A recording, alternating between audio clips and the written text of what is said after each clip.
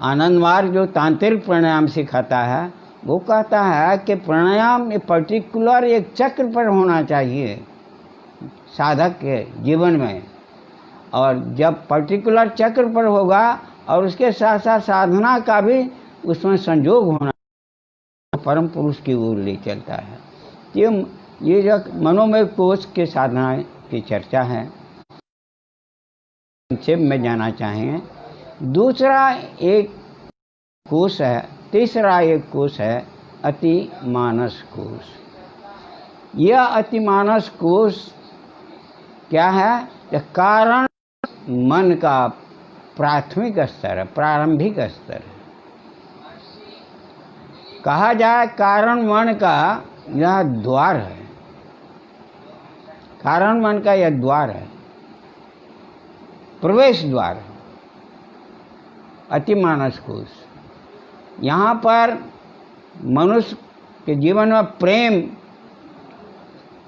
सामान्य ढंग से अधिक है, आकर्षण है परम पुरुष के प्रति, परमात्मा के प्रति यहाँ आकर्षण है। यह अतिमानस कोश जहाँ पर इसको कहा जाए, यह अतिमानस कोश में बिंदु का अधिष्ठान है। ये महत्वपूर्ण बात है। साधना जो ब्रह्म साधना का आरंभ होता है, इसी अतिमानस कोश से ही आरंभ होता है, और यह बिंदु का अधिष्ठान है। इसलिए माइंड को पॉइंटेड करके, बिंदुभूत करके आध्यात्मिक साधना में आगे बढ़ता है। साधारण वैराग भी यहाँ काम करता है। इसको नियंत्रित करने के लिए जो साधना पद्धति में है प्रत्याहार साधना।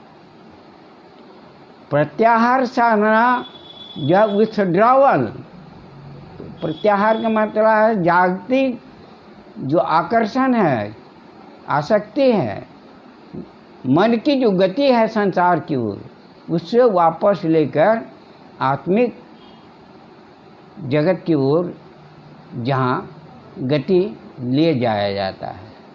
ये है प्रत्याहार साधना। प्रत्याहार साधना में वैज्ञानिक पद्धति यही है कि फिजिकलिटी से मनुष्य के मन को विथड्रॉवल करके प्रत्याहरित परम पुरुष की ओर ले चलना, आत्मिक जगत की ओर ले चलना। और आनंद मार्ग में इसको एक विशेष रूप भी दिया गया है, वह वर्णार्घ ध्यान। मनुष्य का मन जो विशेष विशेष रंगों के प्रति अनुरक्त रहता है, उन अर्घों को समर्थवान सद्गुरु को अर्पित किया जाता है। और क्योंकि असंख्य संस्कार लेकर के मनुष्य आया है, सारे संस्कार का भोग वह कर नहीं पाता है, कर नहीं सकता है, इसलिए अर्पित समर्थवान गुरु को अपने संस्कार को अर्पित करता है। इसलिए वर्ण का अर्घ भी इसमें है। और मनुष्य इस जगह आध्यात्मिक दृष्टि से सबल होता है। आध्यात्मिक साधना, ब्रह्म साधना का यह स्टार्टिंग स्टेज यही है। इसलिए इस पर लोगों का ध्यान अधिक से अधिक है। चौथा एक कोश है विज्ञानमय कोश है। विज्ञानमय कोश में संस्कार संचित है। विज्ञान कोश में विवेक वैराग्य भरा पड़ा है।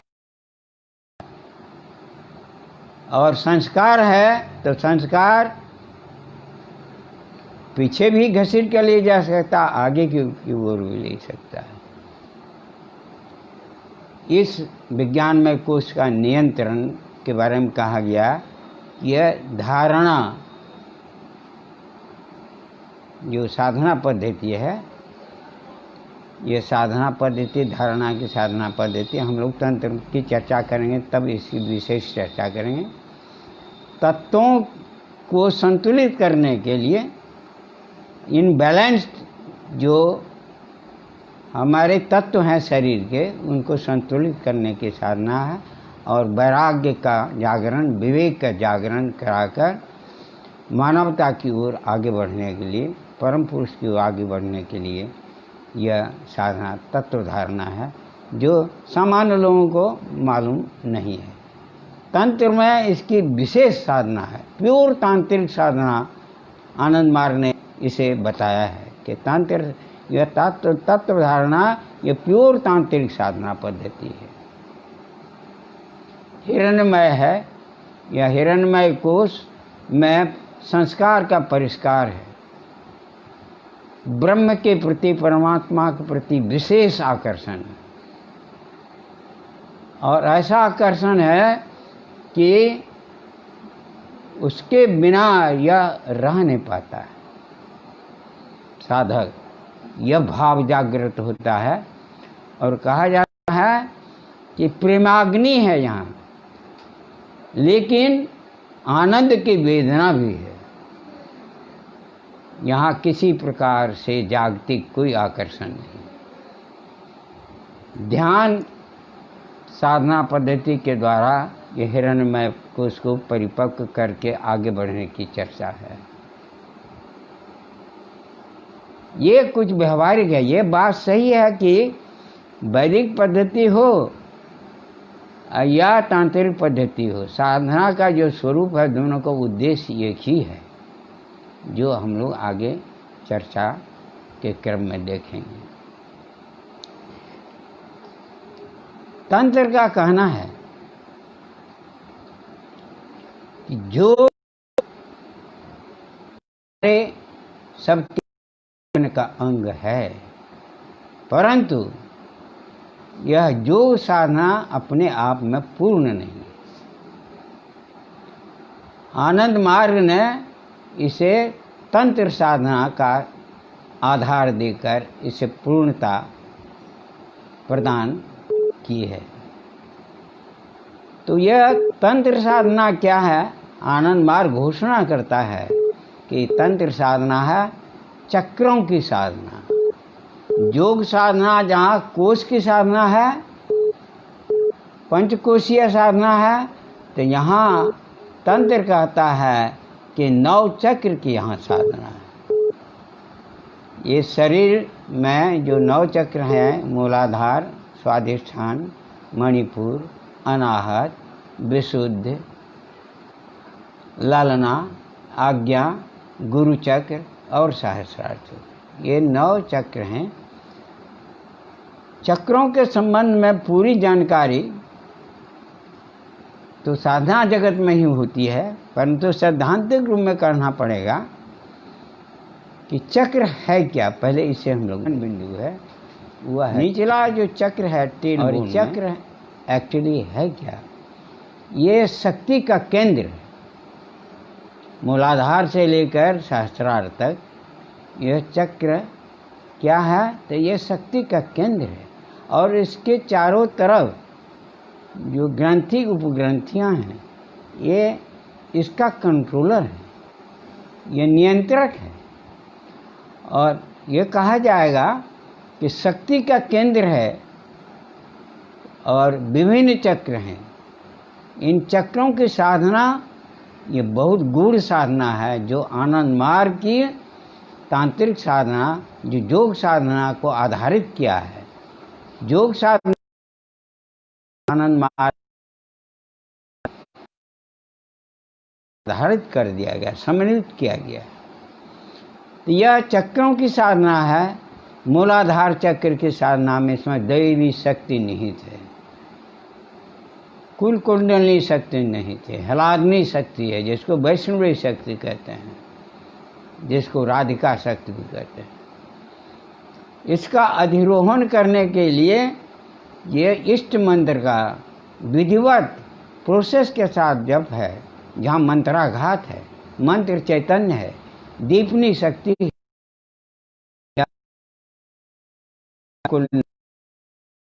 जागरण है, शक्तिमान हो जाता है मनुष्य, भयभीत नहीं होता है। कि शक्ति है वहीं साहस है। और इस माने में शक्ति केंद्रित विभिन्न चक्रों की साधना से मानव विश्व जीवन को एक नया मार्ग आनंद मार्ग ने प्रशस्त कर दिया है। जो चक्रों की साधना लुप्त प्राय थी, प्रछन्न हो गई थी, गौण हो गई थी, महातांत्रिक आनंद मूर्ति जी ने इसको उजागर किया है, प्रकाशित किया है। विभिन्न संस्कार के अनुरूप विभिन्न साधना पद्धति इन्होंने दी है। ये ग्रंथियां वृत्ति का वाचक है। मूलाधार चक्र में 4, स्वाधिष्ठान में 6, मणिपुर में 10, अनाहत में 12, विशुद्ध में 16 और आज्ञा चक्र में 2। ये 50 मूल वृत्ति का इसका कंट्रोलिंग सेंटर, यह जो चक्र है, यह बात है कि कोश का आयतन चक्र से बड़ा होता है, बड़ा है, इसलिए कोशीय साधना से चक्र पर भी प्रभाव पड़ता है। परंतु चक्रों की एक विशेष साधना पद्धति आनंद मार्ग ने जो दी है वह दुर्लभ साधना है। हम लोग जानते हैं कि ये जो चक्र के इर्द गिर्द जो ग्लैंड्स हैं, सब ग्लैंड्स हैं, ग्रंथि और ग्रंथि हैं, जिससे हार्मोन सेक्रेशन होता है। और प्राय देखा जाता है मनुष्य के भीतर में वह हार्मोन सेक्रेशन किसी चक्र में विशेष में कम होता है, असंतुलित या हार्मोन सेक्रेशन होता है। ये चक्र की साधना में, तांत्रिक साधना पद्धति में जो चक्र शोधन है, चाहे तत्व धारणा यह साधना पद्धति है, इसके द्वारा हार्मोन सेक्रेशन को बिल्कुल बैलेंस किया जाता है। और बैलेंस की स्थिति में मनुष्य का मन, मनुष्य आगे बढ़ जाता है, परम पुरुष की ओर आगे बढ़ता है। तो जो हार्मोन सेक्रेशन है, इसके मार्ग की एक है, वह चक्र शोधन है। तत्व धारणा मनुष्य के शरीर के 5 महाभूतों को संतुलित करता है ये, लेकिन मंत्रों का जो आघात होता है, इसे कुंडलिनी का जागरण भी होता है मंत्राघात से। तो ये तत्व धारणा ये आकाश तक, तत्व तक, विशुद्ध चक्र तक की आनंद मार्ग की साधना पद्धति है। पहले ही हम लोगों ने एक बात को जाहिर किया है कि ईश्वर प्रणिधान में सिद्ध मंत्र है और उस सिद्ध मंत्र में मंत्र चैतन्य है, मंत्राघात है, दीपनी शक्ति है, तांत्रिक वस्तु है।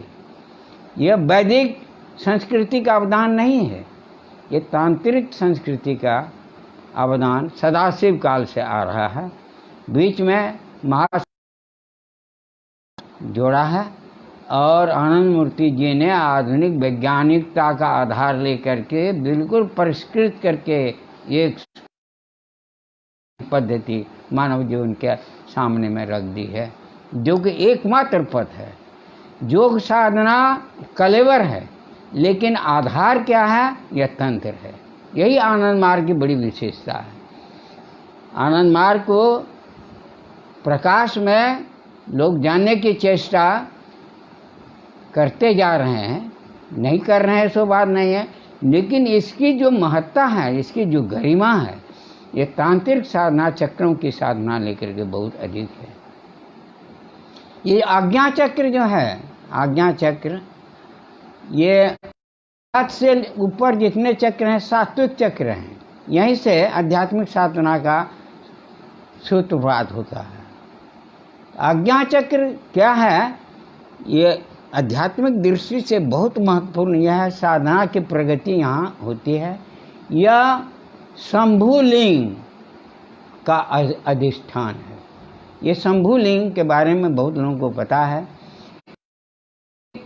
का जब उद्भव नहीं हुआ था, सतरजतम जब साम्यावस्था में ट्रायंगुलर फॉर्म में था और खत्म होकर के किसी शीर्ष बिंदु से सृष्टि निर्गत हुई है, उस बिंदु विशेष को शंभुलिंग कहा गया है। वह शंभुलिंग जागतिक क्षेत्र का स्टार्टिंग पॉइंट है और चेतन जगत का वह प्रारंभिक बिंदु है। यह है शंभुलिंग। मानव शरीर में भी शंभुलिंग है, वह है आज्ञा चक्र है। सहस्रार चक्र की तो बड़ी विशेषता है, 1000 चक्रों का कंट्रोलिंग सेंटर है। विह्वल हो जाता है। कभी कभी क्यों नहीं होता है, यह जो रस क्षरण होता है सहस्रार से, अमृत क्षरण जिसको कहा गया है, यह मनुष्य को बोध क्यों नहीं होता है? ये जागतिक वासना, जागतिक भावना, जागतिक का क्षरण होता है, दग्ध हो जाता है। इसीलिए अन्यथा यह अमृत क्षरण हर मनुष्य के होता है, उसका पान करने की पद्धति है। यह साधना पद्धति मनुष्य को अपनानी पड़ेगी। महापुरुष जो बहुत बड़े सिद्ध पुरुष हैं, वह उनको जो है 2 बूंद का क्षरण, 3 बूंद का क्षरण अधिक से अधिक महाकौल को होता है। और उसी में, उसी आनंद भाव में मस्त का एक चित्र है, जो शिव का माथा ऊपर है, आंख बंद है। यह आज्ञा चक्र और सहस्त्रार चक्र का साधना जगत में बहुत महत्व है। आनंद मार्ग के बहुत लंबी यह साधना पद्धति के क्रम में जो संक्षेप हम लोग कुछ जो बोल रहे हैं, अंत में हम लोगों को कहना है कि आनंद मार्ग जो एक साधना पद्धति है, जिसको यह साधना क्या है? यह साधना पद्धति योग तांत्रिक साधना पद्धति है। तंत्र आधार है, योग उसका कलेवर है। ये अष्टांग योग है, इसमें तंत्र का स्पिरिट भरा गया है। ये ब्रह्मचर्य, यह जो वैदिक की ब्रह्म और आनंद मार्ग के जो ब्रह्मचर्य, इसमें सिद्ध मंत्र है। ये ब्रह्मचर्य में वो सिद्ध मंत्र कहा गया, आनंद मूर्ति जी के द्वारा यह सिद्ध हुआ है। और जो ईश्वर प्रणिधान के जितने सिद्ध मंत्र हैं, वो सदाशिव जो भी हो, लेकिन कहना यह है कि कोशीय साधना और तांत्रिक साधना दोनों के समन्वय से योग का जो सामान्य अर्थ है जोड़ना, पतंजलि के योग की परिभाषा में चित्त वृत्तियों का निरोध में यह जुटता किसी से नहीं है। इसलिए मूलभूत अर्थ से यह वंचित रह जाता है। योग की यह प्रथा में, यह संस्कृति में, वैदिक संस्कृति में जो अष्टांग योग, इनका यम नियम आसन प्राणायाम प्रत्याहार धारणा ध्यान समाधि, यद्यपि यह सबके सामने में भी है कि संप्रदाय मुक्त है योग और तंत्र। इसका सबसे महान मंत्र समझा गया है, क्या प्रचलित जो मंत्र है वह है ओम है। यही इसका मूल की सारी ध्वनियों का यह बीज मंत्र है। यह मोक्ष की ओर ले चलता है, ऐसा कुछ इस ध्वनि से स्पष्ट किसी भी रूप में नहीं हो पाता है। महर्षि पतंजलि की योग वृत्ति निरोध पर बहुत सी आलोचनाएं भी हुई हैं, जो अनसाइकोलॉजिकल कहा गया है, लेकिन उनका निरोध को ही अगर योग समझा जाए तो कहना होगा मूर्छा की जो अवस्था है, बेहोशी की जो अवस्था है मनुष्य की, उसमें सारी वृत्तियां स्तंभित हो जाती हैं, काम करना बंद कर देती हैं, सस्पेंडेड हो जाती हैं। तो चित्त वृत्तियों का निरोध यहाँ भी हो जाता है। तो क्या यह बेहोशी योग है? यह अष्टांग योग की सीमाएं हैं। कहना ये पड़ेगा कि अभी प्रचलन में जो जीवन जगत में जो कुछ देखता देखा जा रहा है वो आसन है, प्राणायाम है। मूल जो योग है उसकी चर्चा ही नहीं है। और लोग खुश है कि ये योग गुरु हैं। योग को अभी तक तो छुआ भी नहीं गया है, ये सप्लीमेंट्री है। आसन प्राणायाम शरीर को दुरुस्त करके उस दिशा के लिए शरीर को उपयुक्त बनाते हैं, बात है। परंतु मूल रूप से जो योग साधना है वह परम पुरुष को पाना, उस यह तो इससे आभास ही नहीं होता है। यह जीवन जगत का सत्य लेकर नहीं,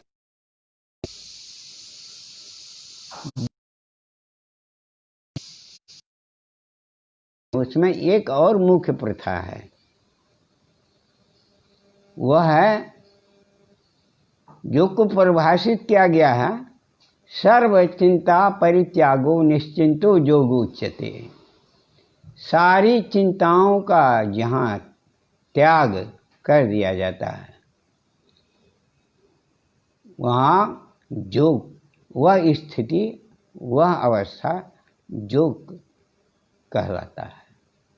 फिर से हम लोग सुने, सर्व चिंता परित्याग, जहाँ सारी चिंताओं का परित्याग हो जाता है ऐसी अवस्था को योग कहा जाता है। योग की एक बहुत यह महत्वपूर्ण परिभाषा है।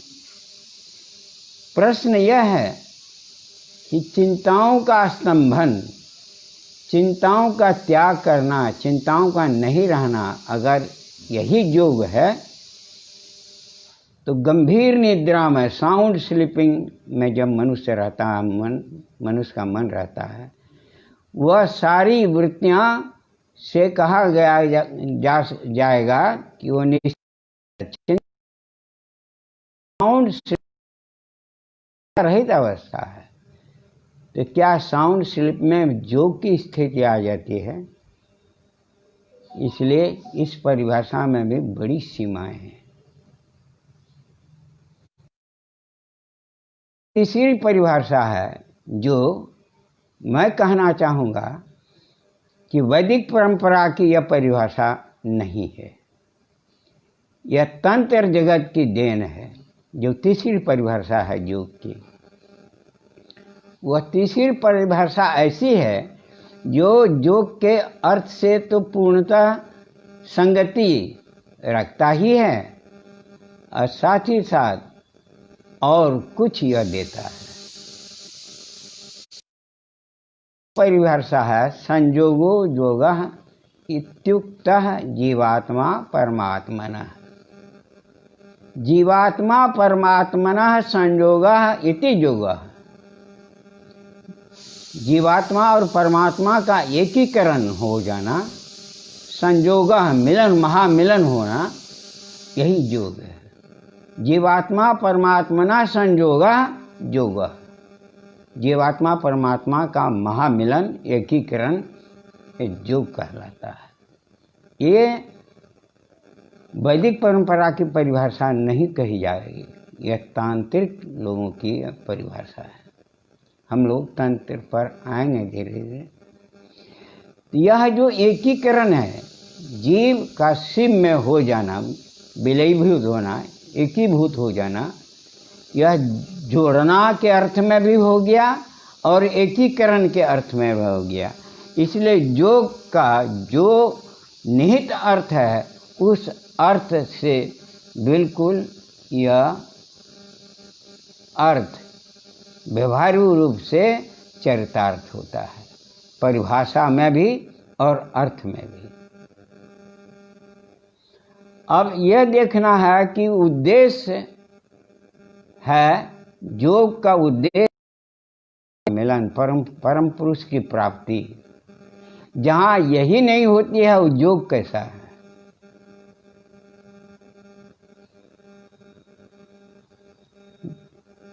और ऊपर की दोनों परिभाषाएं कितनी सीमा लेकर रहती है कि हम लोग फिर भी जो अष्टांग योग महर्षि पतंजलि ने दिया है जीवन जगत में एक मनुष्य को एक पशु जीवन से मनुष्यत्व में प्रतिष्ठित करता है, मानवता में प्रतिष्ठित करता है, बात है। परंतु जीवन का जो परम लक्ष्य है उसकी प्राप्ति की बात यह नहीं करता है। यह अष्टांग योग में जम, नियम, आसन, प्राणायाम, प्रत्याहार, धारणा, ध्यान, समाधि, यह वैदिक परंपरा की जो व्याख्या है वह, और इसे तंत्र ने बहुत पहले ही स्वीकारा है, उसकी व्याख्या दोनों में बहुत अंतर पड़ जाता है। दोनों की साधना पद्धति में भी अंतर पड़ जाता है। लेकिन हम लोग बाद में देखेंगे कि आनंद मार्ग ने कैसे समन्वित किया है इस योग को, अष्टांग योग को। सच्चाई यह है, ये तो योग का अर्थ हम लोगों ने देखा, योग की परिभाषा हम लोगों ने सुनी देखी, लेकिन यौगिक साधना है क्या? ये तंत्र के मिश्रण से, सहयोग से जो यौगिक साधना स्थित है, जो आनंद मार्ग इसे जीवन जगत में धरती पर जिसने प्रकाशित कर दिया है जन जीवन में, वह यौगिक साधना क्या है, उसकी सहायता से हम लोग इसकी व्याख्या कर सकते हैं, इसकी पहचान, इसका परिचय हम लोग ले सकते हैं।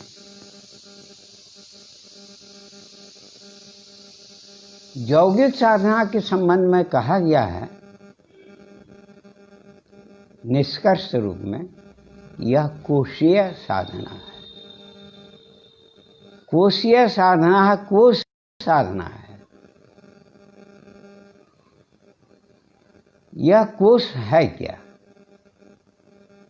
यह कोश मानव मन का स्तर को कोश कहा गया है। यूनिट माइंड के जो विभिन्न स्तर हैं, इन स्तरों को कोश कहा गया है। और ये कोश हैं काममय कोश, मनोमय कोश, अतिमानस कोश, विज्ञानमय कोश और हिरण्यमय कोश। आनंद सूत्र में कहा गया है जैवी सत्ता, ये पंचकोशात्मिका जैवी सत्ता कदली पुष्पवत। हम लोग दर्शन की ओर नहीं जाकर जो व्यवहारिक साधना पद्धति है उसकी हम लोग चर्चा करना चाहेंगे। ऐसे शरीर को भी अन्नमय कोश कहा गया है। लिए आसन का भी मूल्य है और प्राणायाम का भी मूल्य है। प्राणायाम के संबंध में कुछ तांत्रिक संकेत तंत्र जो कहता है वो वैदिक प्राणायाम से सर्वथा भिन्न है। अब इस पर कुछ आ जाएगा, लेकिन अन्नमय कोश है मानव मन का सबसे स्थूल रूप स्तर, यह है काममय कोश। शब्द ही बताता है काममय कोश, कामना को कोश। ये जागतिक कामना, ऐषणा, भावना, दुख, दर्द, भूख, प्यास, ये जागतिक वृत्तियों से संचारित यह जो मानव मन के जिस स्तर में ये सारे कुछ उदित होते हैं, जगते हैं और मनुष्य उससे प्रभावित होता है, जीवन पथ को प्रभावित करता है। ये कोश से सामान्य ढंग से हम जागतिक जीवन में बहुत प्रभावित हैं। जागतिक ऐषणा, जागतिक भावना, जागतिक सुख दर्द, भूख प्यास, यह काममय कोश के स्तर में होता है। और साधना क्या है, कोशीय साधना क्या है? तो साधना है हर कोश को परिपक्व करना, नियंत्रित करना। ये परिपक्वता क्या है? आम है, जब आम पकता नहीं है, गुठली और आम का गुद्दा वह एक होकर रहता है, लेकिन आम जब पूर्णतः पक जाता है तो गुठली से वो आम का रस वह अलग हो जाता है। मन का अटैचमेंट विभिन्न कोषों के साथ है, लेकिन यह अटैचमेंट हमेशा बाधित करता है जागतिक क्षेत्र की ओर ले चलने के लिए। इसी से डिटैचमेंट के लिए, परिपक्व करने के लिए ये कोशीय साधना है। और यह नियंत्रण भी करता है, वो नियंत्रण भी करता है। प्रश्न है, इस काममय कोश जो जागृत अवस्था में बहुत प्रभावी रहता है, इसको नियंत्रित कैसे किया जाए, इसको परिपक्व कैसे किया जाए? इसके लिए यौगिक साधना में जम और नियम, ये दो साधना कहता, इससे नियंत्रित भी होता है, काम में परिपक्व होता है और गति परमात्मोन्मुखी कर देता है। ये जम साधना है क्या? जम है कि मनुष्य सामाजिक प्राणी है, समाज में रहता है, उसका जीवन जगत सामाजिक जीवन के साथ अटैच रहता है। तो सामाजिक जीवन में जो वृत्तियों का नियमन है, सामाजिक जीवन में जो वृत्तियों का नियमन करके अपने लक्ष्य की ओर चलता है, सामाजिक कल्याण के लिए भी आगे बढ़ता है, यह सामाजिक जीवन के संबंध से नियंत्रण करने वाला यह जम साधना है। ये 5 हैं: अहिंसा, सत्य, अस्तेय, अपरिग्रह, ब्रह्मचर्य। पड़ेगा, वृत्तियां हैं सामाजिक जीवन के संपर्क में, उन वृत्तियों का नियंत्रण करने के लिए सारे अंग हैं। ब्रह्मचर्य एक ऐसा अंग है जो साधना की प्रायोगिक भूमि पर इसका प्रयोग किया जाता है। बाद में हम लोग इसकी थोड़ी चर्चा करेंगे। नियम साधना क्या है?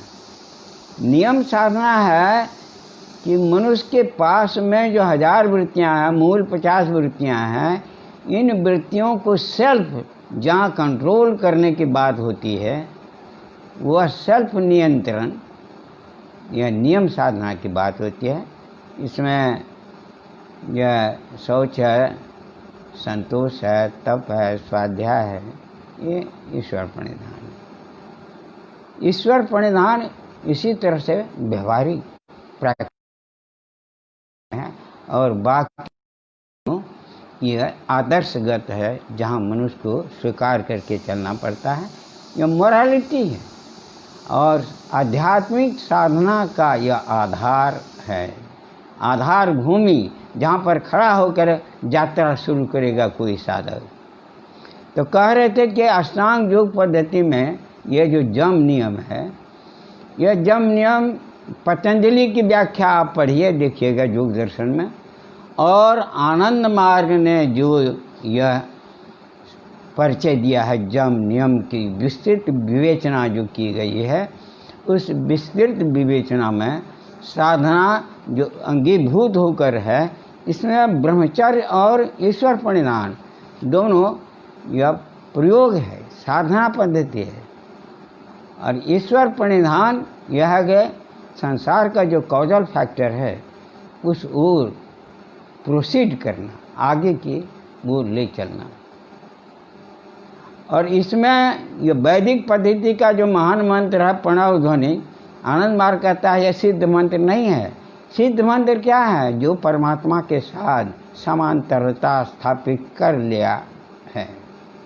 मंत्र होता है वह ध्वनि समूह, सिद्ध ध्वनि समूह, वह सरलाकार ध्वनि का जब विधिवत साधना पद्धति में प्रयोग करता है तो वह मनुष्य के मन की तरंग को वह सरलीकृत करते करते एक दिन उसे सरलाकारा में ले आता है और पैरेललिज्म एस्टैब्लिश कर परमात्मा के साथ एकीभूत हो जाता है। ये सिद्ध मंत्र है, जहाँ मंत्र चैतन है, मंत्राघात है, दीपनी शक्ति है। ये तांत्रिक पद्धति में बहुत सेक्रेट साधना पद्धति है, बहुत मूल्यवान है। जबकि वैदिक पद्धति में जो योग साधना है, पतंजलि की जो योग साधना में, आप किताब में पढ़ करके देख लीजिए, आद्योपांत वह इस तरह की यह रहस्यमयता, मार्मिकता, मूल्य नहीं लेकर है। यह अधिक से अधिक कहा जाए कि 10% यह प्रायोगिक है और 90% यह सैद्धांतिक है। दूसरी तरफ तंत्र 90% यह साधना पद्धति है, 10% यह सैद्धांतिक है। दोनों का ये अंतर है। अभी हम कोशीय साधना की चर्चा कर रहे हैं, बाद में हम लोग देखेंगे तंत्र की बात। यह काममय कोश का नियंत्रण जम नियम के द्वारा होता है और यह स्टार्टिंग है। आध्यात्मिक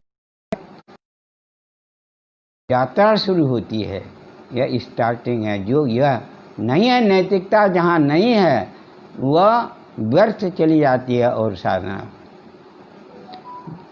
मन का एक यह जो काममय कोश है स्थूल मन है, और दूसरा एक स्तर है वह मनोमय कोश है। मनोमय कोश यह दूसरा स्तर है, यह सूक्ष्म मन कहलाता है।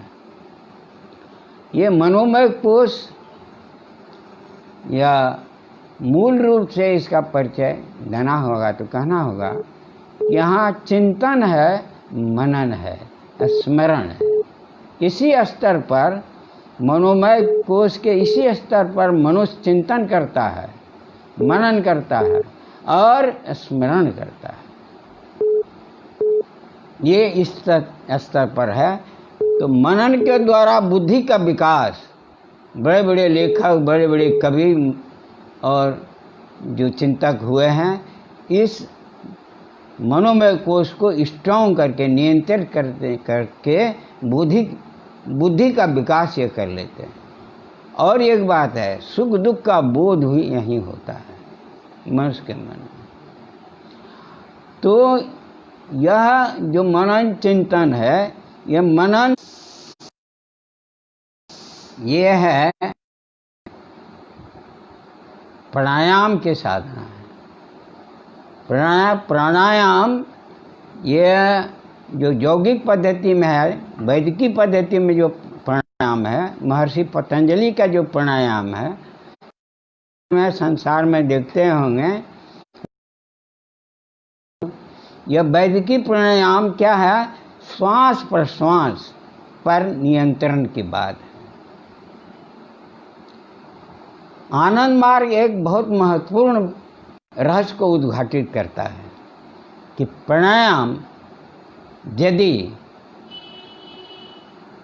निर्दिष्ट बिंदु पर, शरीर के निर्दिष्ट चक्र पर अगर नहीं किया जाए तो मन हो जाता है, मन और भी अधिक चंचल हो जाता है। इसलिए यह जो लोम विलोम चल रहा है, यह फिजिकल है। और तांत्रिक प्राणायाम क्या है? तांत्रिक प्राणायाम है परम पुरुष की ओर